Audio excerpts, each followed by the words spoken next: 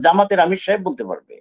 এখানে তার আসনে কি হয়েছে, এই নাহিদ সাহেবের আসনে কি হয়েছে, তারপরে ওই যে আপনার কি বলে এরকম আরো আরো আছে। এটা আমরাও তো কিছুটা শুনেছি। হয়তো জানি না। জানা এক জিনিস, শোনা আরেক জিনিস। যেইভাবেই হোক না কেন নির্বাচনটা সম্পন্ন হয়েছে। সম্পন্ন হবার পরে একটা সরকার গঠিত হয়েছে। এখন সেইটাকে নিয়ে যদি এইভাবে অপপ্রচার করা হয়, করবে। কিন্তু মানুষের স্বাধীনতার তো ইব্রাহিম ভাই, জামাতের এইটাই তো আমিরের বিউটি আসন অফ। এবং নাহিদ ইসলামের আসনে কি কারচুপি হয়েছে বা ভোট না জালিয়াতি কারচুপি না, হয়েছে? কারচুপি না। এটা আন্ডারস্ট্যান্ডিং করে নেওয়া হইছে। তারা ফেল। মানে তারা আন্ডারস্ট্যান্ডিংটা ফেল কার সাথে করেছে। করেছে? আন্ডারস্ট্যান্ডিংটা করা হয়েছে নির্বাচন কমিশনের সাথে। হুমকি দেওয়া হচ্ছে, তখনই তারা এই আন্দোলনে নেমে যাবে। তখন বাধ্য মানে হয়ে বিএনপিকে এটা হজম করতে মানে হইছে, তার মেনে নিতে হইছে।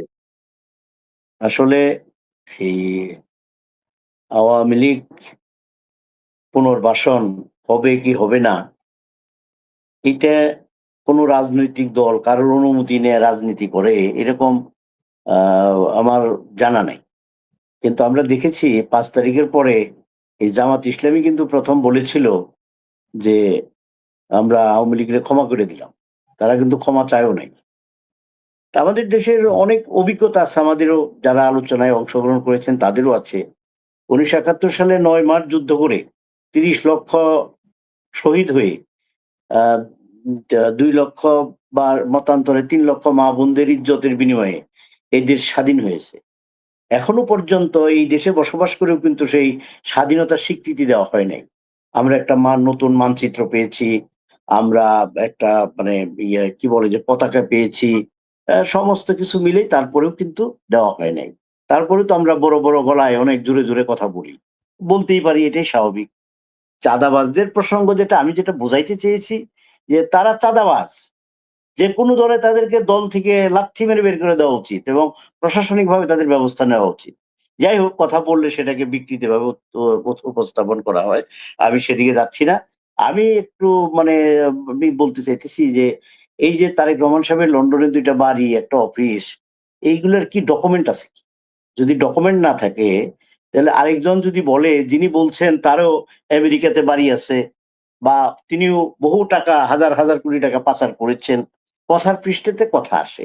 তা আমি অনুরোধ করব এবং সঞ্চালকের মাধ্যমে অনুরোধ করব যে দয়া করে এই ২ টি বাড়ি এবং অফিসের ডকুমেন্ট দিবেন। এটা নিয়ে আমরা প্রয়োজনে কথা বলব।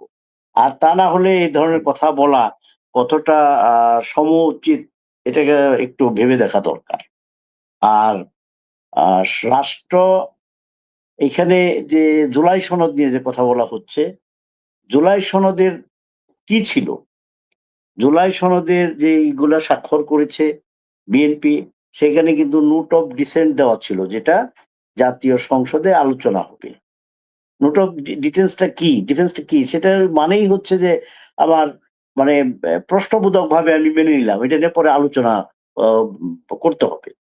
তো তারপরেও সেগুলোকে নানাভাবে বিকৃতি করে আলোচনায় নিয়ে আসা হচ্ছে। এটা তো দুঃখজনক। টকশোর মাধ্যম যদি হয় মিথ্যাচার, টকশোর মাধ্যম যদি হয় মানে মানুষকে কি বলে গালিগালাজ করা, টকশোর মাধ্যম যদি হয় অপপ্রচার, সেটা কিন্তু হবে অত্যন্ত দুঃখজনক। সেটা খুবই দুঃখজনক। আজকে এই নির্বাচনে অনিয়ম হয়েছে কি হয় নাই, সেই প্রসঙ্গে কথা বলতে গেলে বিশদ। এই প্রসঙ্গে খুদ আপনাদের আমির সাহেব বলতে পারবে। মানে জামাত আপনাদের না, জামাতের আমির সাহেব বলতে পারবে। এখানে তার আসনে কি হয়েছে, এই নাহিদ সাহেবের আসনে কি হয়েছে, তারপরে ওই যে আপনার কি বলে এরকম আরো আরো আছে। এটা আমরাও তো কিছুটা শুনেছি। হয়তো জানি না। জানা এক জিনিস, শোনা আরেক জিনিস। যেইভাবেই হোক না কেন নির্বাচনটা সম্পন্ন হয়েছে। সম্পন্ন হবার পরে একটা সরকার গঠিত হয়েছে। এখন সেইটাকে নিয়ে যদি এইভাবে অপপ্রচার করা হয়, করবে। কিন্তু মানুষের স্বাধীনতার তো ইব্রাহিম ভাই, জামাতের এইটাই তো আমিরের বিউটি আসন অফ। এবং নাহিদ ইসলামের আসনে কি কারচুপি হয়েছে বা ভোট না জালিয়াতি কারচুপি না, হয়েছে? কারচুপি না। এটা আন্ডারস্ট্যান্ডিং করে নেওয়া হইছে। তারা ফেল। মানে তারা আন্ডারস্ট্যান্ডিংটা ফেল কার সাথে করেছে। করেছে? আন্ডারস্ট্যান্ডিংটা করা হয়েছে নির্বাচন কমিশনের সাথে। হুমকি দেওয়া হচ্ছে, তখনই তারা এই আন্দোলনে নেমে যাবে। তখন বাধ্য মানে হয়ে বিএনপিকে এটা হজম করতে মানে হইছে, তার মেনে নিতে হইছে। বিএনপি কেন বাধ্য হলো মেনে নিতে? যদি ফেয়ার নির্বাচন হয়ে থাকে বিএনপি একটা 17 বছর পর এই দেশে একটা নির্বাচন হয়েছে। সেই নির্বাচনের মধ্য দিয়ে মানুষের ভোটের একটা প্রতিফলন ঘটেছে। সেইটাকে যদি মানে নষ্ট হয়ে যায়, সেটাকে যদি এই নির্বাচনটাকে যদি ভন্ডুল হয়ে যায়, নানা কারণে আপনি দেখেন ৫ তারিখে মানে একটা আমি গভর্নমেন্ট জাস্ট বোঝার জন্য যে আপনি যেটা বললেন যে নির্বাচনটা 17 বছর পর হয়েছে, যদি ভন্ডুল হয়ে যায়, জামাত যদি আন্দোলন করে বা এনসিপি আন্দোলন করে, সেই আন্দোলন যেন না করে সেই জন্য সমঝোতা করেছে তাদেরকে সিট দিয়ে। তো না বিএনপি শুধু তাই এত না। বড় একটা অন্যায় কেন মেনে নিলেন যে তাদেরকে না এটা তারা ফেল করেছে, আসন দিয়েছে, তাহলে নির্বাচনটা আসলে এটা ফেয়ার হলো কোথায়? এটা আপনি পৃথিবীর বহু দেশে এবং আমাদের দেশের অতীত ইতিহাস থেকে দেখেন সমঝোতায় নির্বাচন হয়। কোনোটা আগে, কোনোটা নির্বাচনকালীন, বিভিন্ন সময় বিভিন্নভাবে সমঝোতা হয়। যেমন জামাতের তো সমঝোতা ছিল, তারা তো একটা পর্যায়ে এসে নির্বাচন থেকে মানে যে ওই জোটের সাথে থাকে নাই।